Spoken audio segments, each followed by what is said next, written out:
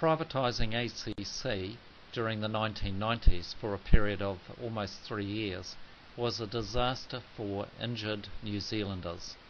It was also a disaster for the clinics around New Zealand that provide the service, the backbone of ACC rehabilitation in New Zealand.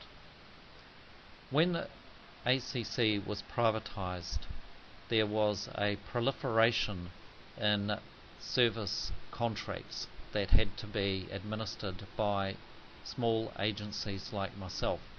Instead of dealing with just ACC, we ended up having to deal with several private insurers. There was no increase in income for us, there was no increase in the number of patients. In fact, there was a small decrease.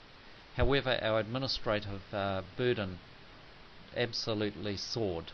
Instead of writing just one report or attending one meeting with one case manager, we ended up having to write 5 or 6 different forms of reports. We had to attend 5 or 6 different meetings, and every program for each different agency was different. So we had 5-week rehabilitation programs, 3-week rehabilitation programs, and of course the content within those rehabilitation programs varied enormously. This was a nightmare. It was a disaster, and we had no extra income. In fact, with the increase in the number of agencies dipping their fingers into the ACC honeypot, there was less to go around. And of course you can well imagine who got the least. That is, the people doing the real work, the rehabilitation clinics, and also ultimately the patient, the injured person struggling to get back to work, was being shortchanged by receiving rehabilitation programs which were cut down to the absolute bare bones. In addition, there was no confidence in the market, because how can a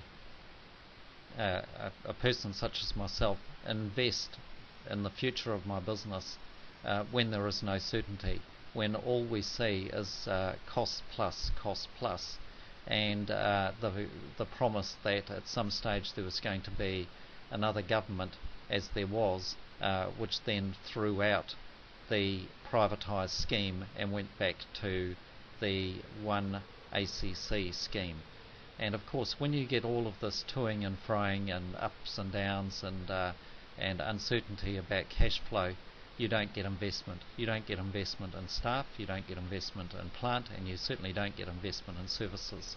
In the end, it's the injured public of New Zealand who get shortchanged. In fact, we all get shortchanged, because in the end, with poor rehabilitation, poor injury prevention, costs are going to blow out on the ACC scheme, as they certainly are right now.